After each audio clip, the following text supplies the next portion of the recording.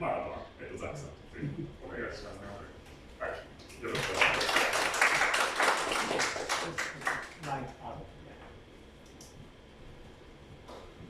こんばんは。以上は。Thank you all for having me. I'd like to thank my host, Coregenik, for inviting me to speak here.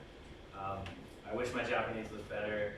I can order at a konbini, and I can take very basic introductions, and that's about it. So this time, I'll have to do it in English. Yes, Ash Framework and the power of declarative design. But first, a little bit about me. These are my pets. I have 3 dogs, a wife, and 2 cats. Obviously, the wife is more important there. This talk is about Ash Framework. You've heard a little bit about this already. Model your domain and derive the rest. So what we talk about here is modeling your application as data and then deriving behavior from the data that you've described. And I'd also like to thank my employer, Alembic, who funds my work on Ash Framework. It's an open source project, separate from the company, but they allow me to work on it for the vast majority of my time. Yeah, let's dive in. First, I'm going to talk a little bit about why Elixir. So this is really important because Ash Framework and the concepts within the Ash Framework, they could exist in other programming languages as well. But the reason that I chose Elixir is important. And I think that Ash Framework, in my opinion, in another language would not be nearly as good as it is in Elixir. So Elixir is great because of simplicity. This simplicity primarily comes from the immutability in the language itself. So this immutability allows for large frameworks to have predictable behavior. Whereas when you're dealing with something like, if you're familiar with Active Record or any other sort of object-oriented system, you never know what will happen when you call some method on some object. It could change state to some other place and have this really complicated interaction. Okay. Stability. So Elixir is an extremely stable language primarily because of OTP and Erlang, which it is built on. This is really crucial because it allows me as an engineer to sleep at night. Right? I can trust that if I ship some problematic something to production, or which we never do, never put any bugs in production. However, I can trust that it's not going to take down my whole server. We have failure isolation, etc. And performance. So Elixir performs really well. Generally at scale, performs very well. And in fact, there is a common misconception that Elixir is kind of slow in the small scale, like it's not good at math, etc. And that is true to a degree. Rust, for example, or C will perform math faster if written in an optimized way. However, Elixir, even in the small scale, is very fast. And I've not personally had problems with writing algorithms or anything like that. Generally speaking, I don't have those issues. Cost efficacy, this is a really big one. So when we're talking to companies about why they might want to use Elixir, we have to talk about the fact that our server costs can go extremely low with Elixir. And this affects our company's bottom line, and it affects our ability to scale our services. That way, when, okay, everything is cheap when you have no users, but all of a sudden you have 10,000, 100,000 users, and it's too expensive to actually run your service. And we can see this, Elixir saves Pinterest $2 million a year in server costs. So this was a real event. This is an actual reported savings from a company from Pinterest using Elixir. And this is another example. This is from Coregenik. They rewrote a service that was costing $16,000 a month, $16,000 a month in Elixir, and it costs $150 a month now, right? So these savings are not, you can't see it when you start a new project, it's not obvious, but when these companies refactor large services to use Elixir, it becomes quite clear the cost savings. And this is if you want to use Elixir at work. this is the thing that you should talk about. Right? This is the thing that the people who lead companies who don't really care how nice it is to use your programming language, that's not really important to them, at least in my experience. But this is something that they can get behind. Okay. Doing good so far? Yeah? All right. So we're going to dive into some of the base explanation around how the framework sort of, the concept behind the framework. So 100% of absolutes are absolutely incorrect. So there's no one rule, this is true 100% of the time. So we have, this is an example of an absolute, something that you may believe is true all the time. Do everything in the database, or push as much into the database as you can, right? And this can be a really good design pattern. And I know this is probably a little small, sorry about that. But this is an example of a SQL trigger to automatically update inventory when an order is placed. Right? Let me see. Yeah. So whenever somebody inserts an order into your database, you might say, okay, update the inventory and subtract from the stock. And you might then also say something like, okay, if there's not enough stock, not enough in stock, then we're gonna say, go create a restock order, right? So this is cool. This is really a great way to implement this sort of feature. And you should be more familiar with your Postgres database or with whatever database you're using and use these features. However, is this strategy future-proof? Can you push everything that you want to do into the database? No. So there's one really important feature, one really important concept that we push forward with Ash Framework, which is that data changes do not equal domain logic, right? So one of the things that may happen when some action happens on your service, you have some API or you have some tool, right? And somebody hits an API endpoint to perform some action, is some data might change. But you cannot always encapsulate everything as a data change, right? So an example is maybe you have to send an email. That's not something that you can do in your database. Your database doesn't send that email. And so we have to build our tools at a higher level of abstraction, and data changes are one of those tools. Okay, so if we can't do it all in the database, let's do it in the application instead. Let's do it in code, because, well, if we can't do it in the database, we should do it here. So this is an example, a very bad example, which is, this is some JavaScript code. And whenever you insert a customer, it's going to check to see, does that customer exist? And if it does, then it will insert into the orders table, right? But this is something your database should do. You shouldn't write a check for, does this thing exist? The database should have a foreign key that will confirm that the data on the other end exists. So the point here is our application, some of our application logic lives in the database and some of it lives in the application layer. So let's look at a different set of absolutes. Doing everything on the client, for example. So here we have some logic, some business logic that says only admins are allowed to delete an order. Only the administrators can do this. So in the browser, this code says, well, hey, if the user is an admin, then we'll use the delete endpoint, right? So this is important. This has to be checked on the server. Like you can't, this is kind of very obvious to anybody who's built an API before, but you can't have the browser checking permissions. Okay, so we'll do everything on the server then instead, right? If we can't do it on the client, we'll do it on the server.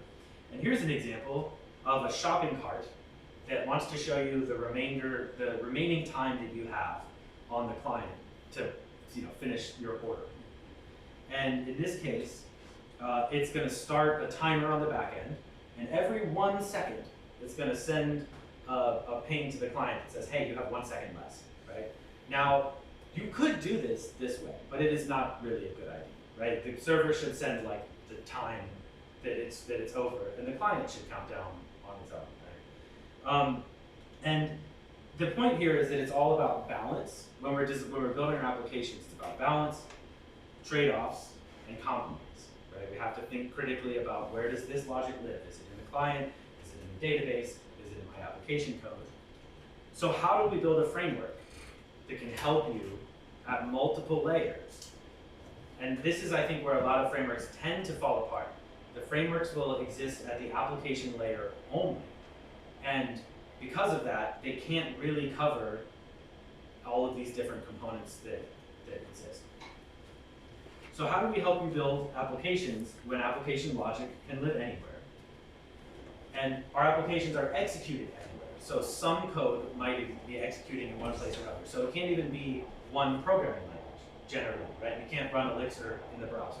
You can't run Elixir on your database. So we cannot centralize the execution. There is still no language out there, really, that where you can have just one perfect, simple function that can execute anywhere in the world. Not practically. But we can centralize the definition. And this is where Ash Framework comes in. We define the various components of our application in one place, in our application layer. And then we derive the other components. And you may be familiar with these kinds of patterns if you've used GraphQL and used like GraphQL Codegen. Or if you've, what's a good example?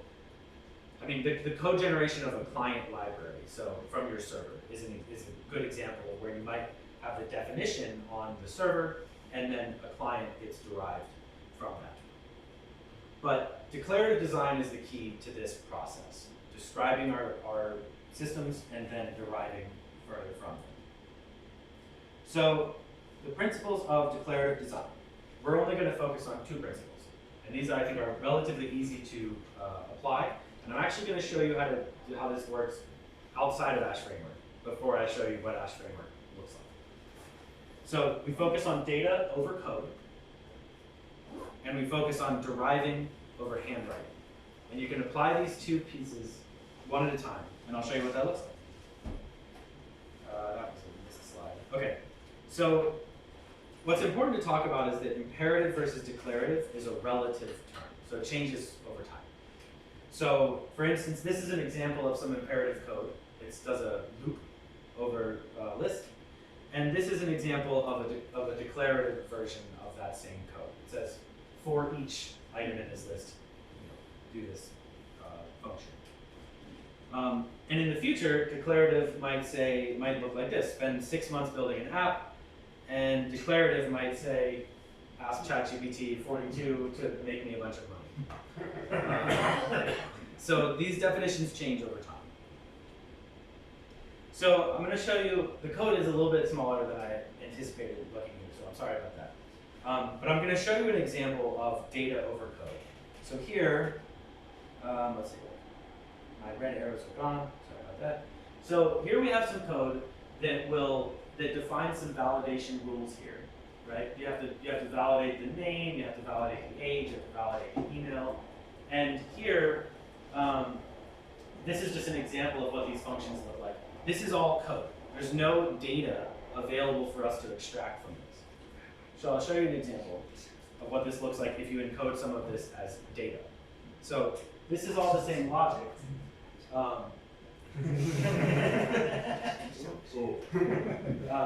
This is all the same logic, but some of it has been extracted into data instead of code. So for instance, the field that is being validated is now data. The message that you get when there is a validation error is now data. And the validation itself is still a function, right? That is still code. And this process has some tangible benefits. This is much easier to read. If you're scanning this code and you want to know what are the validations for email, I can just look at the first item in the tuple. It's easy to talk about.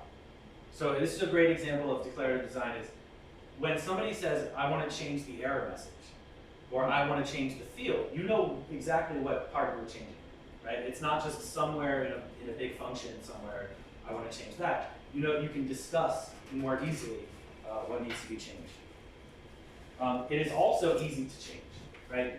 This is not, you can have a junior engineer come in and change the validation message or change the field, and that's not going to cause some significant problem, right? This is a very important property. And it has very flexible usage. And I'll show you what I mean by this. You can use this for more than you originally intended to use it for. So let's say, for example, we wanted to write something that would only validate one field, right? We wanted to say, I need to just validate one field at a time. I can actually go through all of my rules and check to get all of the ones that are for the field I'm validating, and I can then check it if that single field has an error. I can also produce something that lists all possible error messages, right? So what are all of the ways that this can go wrong? And I look at that list and I get all the list of error messages, and now that could be used to translate every error message, for example, or to give a report to somebody. What are all of the ways this can go wrong? And you can also, let's see, this is an old slide. Okay, so you kind of saw a bit of this derive overhand, right, when I showed you how to pull all of the possible error messages out, right? Here's a similar example where we can, let's say we want to derive, like we have in our front end, we have something like a little tip, or the error message, right, embedded directly in the front end. But instead, we can actually say, get all of the requirements for this field and show that tip dynamically. So if anybody goes in and changes the rules, this will automatically update. I don't have to say, okay, don't forget to go change the form, and don't forget to go change this validation here, etc. And one of the things that's kind of interesting is you have to actually be careful. So these are very subtly different. You see in this case, I have the form, the field is explicit. The front end is deciding that first we're going to start with age. And that should, if you have a form with a bunch of fields, that's important. But in this case, instead, we're going to loop over each field. And this is actually bad. This can be kind of a problematic thing, because a front end, this is like your HTML form. That's a user experience. So it actually matters what order the fields are in. It matters that age is first, or first you give me your name and then you give me your age. It's very important. And so you actually want to be tasteful and careful about how you apply these principles. And the reason for that is that let me show you an example here. If I went in here and I reordered this list, would you expect it to change the user experience? Probably not. You wouldn't expect that to change what the form looks like for the user. And so you have to be careful about how you use this derive over in-write principle.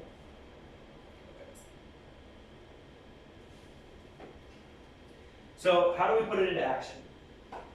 This is an example of actual Elixir code that you might see in a Phoenix context, for example, if you're familiar with Phoenix.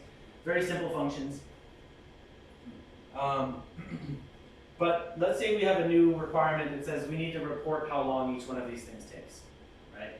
This is a really simple thing that's going to happen pretty early on. Hey, this is slow. Can you help me figure out why? What's going wrong, right? So, okay, we'll add in a little timing function that will say, report the time into some logging service. Okay, now we need to add some authorization logic. Like only interns, or interns cannot create new people. That's some rule that you've been given. And then we get some more rules. We have to create an audit log every time one of these things happens, right? Because we want to figure out, somebody's been typing in, swear words into our form, and we need to know who it is, right? And you notice all of these functions down here are growing in the same way. They all get bigger with every new requirement. So then we also need to add some documentation, because other developers need to know how this works. So let's apply our data over code principle to make this better. So we're going to extract data from this code. So this is a piece of data, the type of thing being created. Another piece is whether or not interns are allowed to do it. We also have the schema that's being inserted, like what kind of thing is being created. And we have the documentation. That's data. It's technically a string, right? We should be able to extract that as data. So let's actually do that. Let's take the data out of the code and put it into a data structure somewhere. And this is an example. This is that same logic, but just represented as a list. That's all this is. A list or a keyword list that contains the same rules.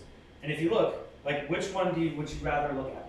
Okay, which one to you is easier to reason about? You can talk about this quite easily.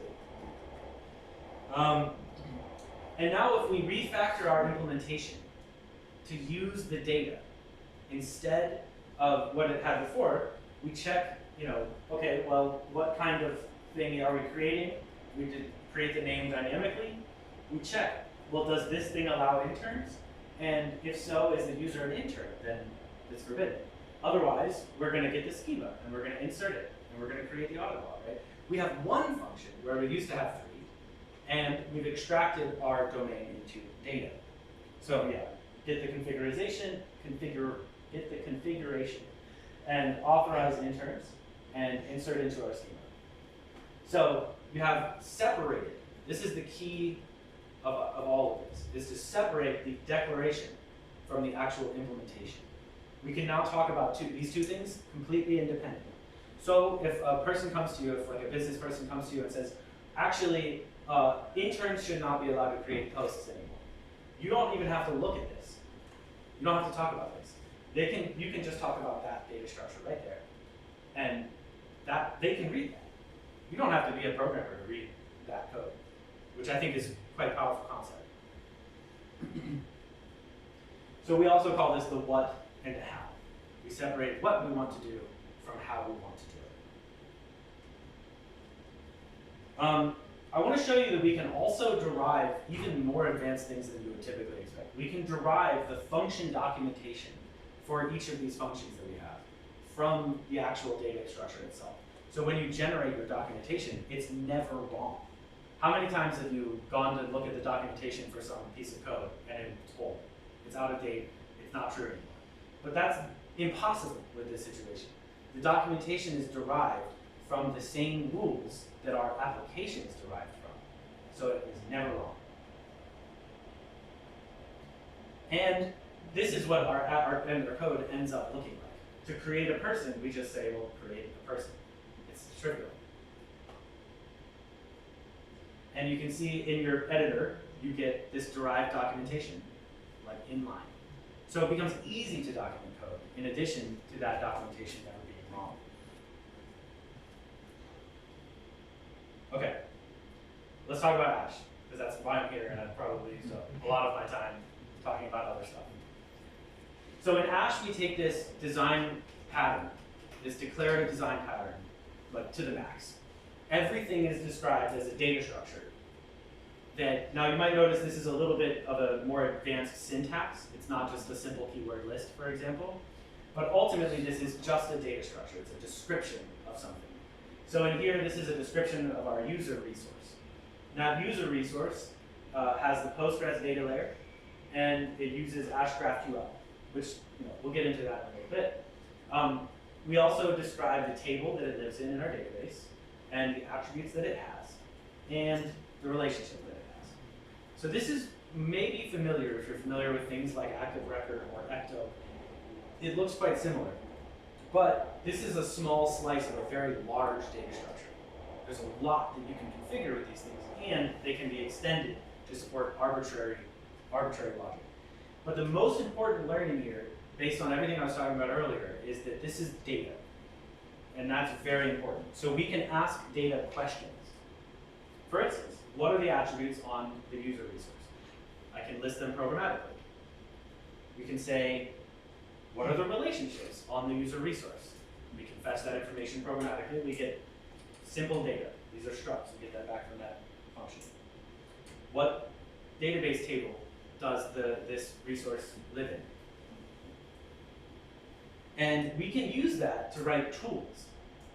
So Ash has a migration generator that will generate, so if you're familiar with database migrations, right, what we use those to change our database over time, but we typically have to handwrite those. In many systems, you'll have to handwrite them. Some languages have tools like this. And so what I mean is we can say mix ash.cogen add accounts. And this will look at all of our resources and check to see if they've changed. So we have the old data, we have the new data, and we know what changed. So we're going to generate a migration file that has the data changes we know that this is a new resource in this case, so we create the table, we add the ID, we add the email, we add organization, and we just say mix-ash.migrate, apply this to my database. So this loop is important.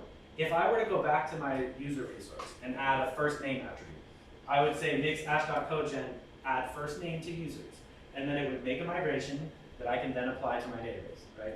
And this loop allows us to work quickly, it allows us to have consistent migrations, and ultimately it represents the kinds of tools we can build when we think of our applications as data that can be interrogated. I can ask it questions. You can build things like this. We can also apply declarative design to computations. So here's a good example of, this is what we call a calculation in Ash. And this is the description of the full name of a user, which is actually funny because I'm sure it's very different here than it is. Like, this is a bad example, not of how you shouldn't actually do names, because different countries do names differently. But this is a common example here. So what's interesting is that expressions, this expression can be used in the database. I can say, give me all the users where their full name is, this text, and I'll get this SQL query as a result. But they can also be run in memory. So because this is just a description, it's just data. It's not SQL code, it's not Elixir code, it's a description. I can just say, given a user with first name John and last name Joe, calculate their full name. And that doesn't go to the database. It does it in memory, in Elixir, right there on the spot. So we can, in the same way we can describe application logic, we can describe computations, which are a form of application logic. There are declarative design, there's some frameworks kind of like Ash that do some of these declarative design tools, but they generally do not go far enough, and they don't describe actions declaratively. So maybe an action would be register a user, or open a new ticket, or create a new booking at my hotel service, right? Ultimately, they leave what's left to you as the developer is to write a function that describes all of the steps that are required, right? And I believe that that is stopping at the important part. If the actions can be described as data, the same way that our resources like our data structures can be described as data.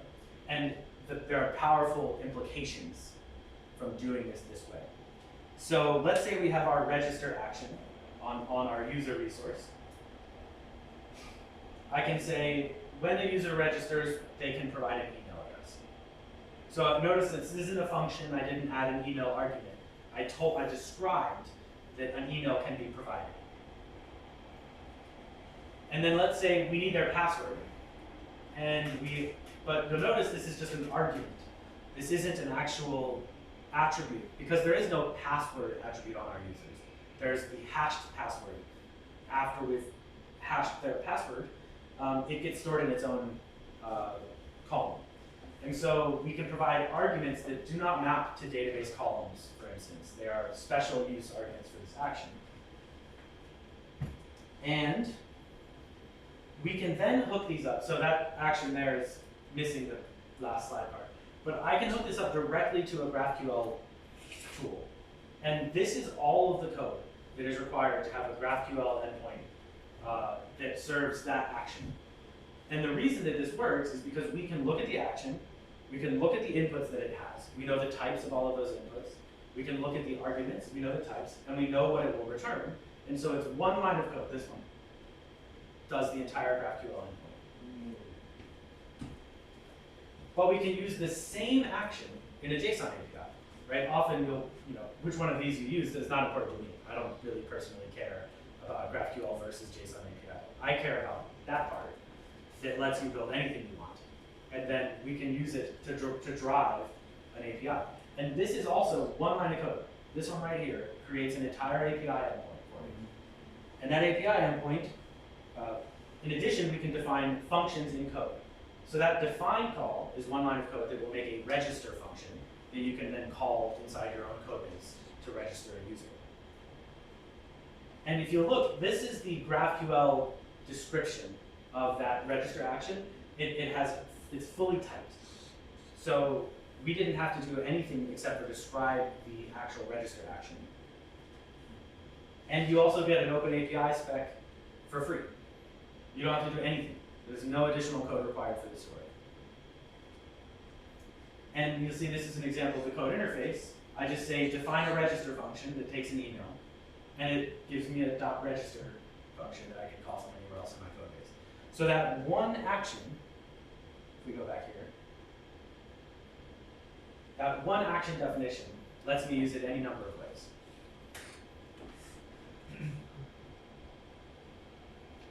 We can also generate, I don't expect you to be able to read the text of this, right? But we can generate insights and reports directly from our code base, right? This is crucial stuff, especially as you start building actually used applications where there are stakeholders that are making money off of this stuff. They need security audits, etc., right? So this is something, you don't have to do anything for this either. This is one command, it's available in Ash, and it will generate a graph, a chart of all of your resources. And this includes their fields. In addition, it includes their actions, right? So if somebody says, what can be done with our system? You can go to your terminal, write one command, generate an image, send it to them, and say, this is everything you can do, which is a really powerful concept. And this is an example showing that not only does it show just the, if you show a business holder a data diagram, a business owner, whatever, it's not really enough. It doesn't tell them what can be done. It just shows them what the database looks like, which is not enough to understand what's available to you. But this actually includes those actions, and that's why they must be described declaratively. I know that you can't read this either, but this is actually a policy flowchart. So you can, in Ash, we have policies that describe who's allowed to do what on any given resource. It's built directly into the framework. It's not even an extension. And you can show to your security team the complete decision flowchart for any given action about who can do what. So you can see, this is an example of, is this a read action? If so, then this rule must be true. And you get a complete chart that cannot ever be wrong. It's impossible to be wrong because it's generated from your application structure. We can also get an admin UI. So this is generated also 0 lines of code required to get a full admin user interface that looks at all of the resources in your system and generates a form for every single action. So this is useful for a lot of things. I think it's especially useful for development. When you could go into your terminal and type, write these, call this user register action to test it. But this will live update. So you can just add a field to the user resource and then refresh this page, and now you have a new field in your form. And the reason this works is, again, because we look at your application as data. I can look at every resource, and I can make one of these forms for it automatically. So this is what our application architecture looks like with Ash. In the middle, we have the core of our application. This is where we want to be doing work as much as possible. However, what we want to do is we want to generate tools from that application core structure. So here we have our data layers, right? The Ash Postgres data layer, we have ETS, Amnesia, and CSV data layers. We have SQLite now and MySQL as well. And we even have a data layer, it's still experimental, but that allows you to back a resource with data in just some other API somewhere. So you could have a GitHub issues resource that fetches data from the GitHub API. But what's interesting is you don't write these. This introspects. This looks at the data in your resource layer. And we do the same thing here. So Ash JSON API, Ash GraphQL, Ash admin, these are all generated automatically. You don't have to do anything. Now, this box, you still have to do a lot of stuff. We don't really touch that box. When you want to make user interfaces, when you want to make forms, etc., Phoenix does a great job of that. There's not really, in my opinion, much need for something else right now. So we are kind of purposefully trying to do every other thing, and we leave that to Phoenix. So the general paradigm with declarative design deriving the rest. We have our DSL, this data structure that we use. That DSL is how we describe the data, and then there is the data structure that actually comes out of it. And we use that to derive various components. And a more dramatic version of that same slide is that we can use Ash to generate internal code APIs, or a JSON API, a GraphQL API, various application components, the database structure, reusable building blocks, integration drivers, so things like working with external databases, calling external actions, and smart UI components.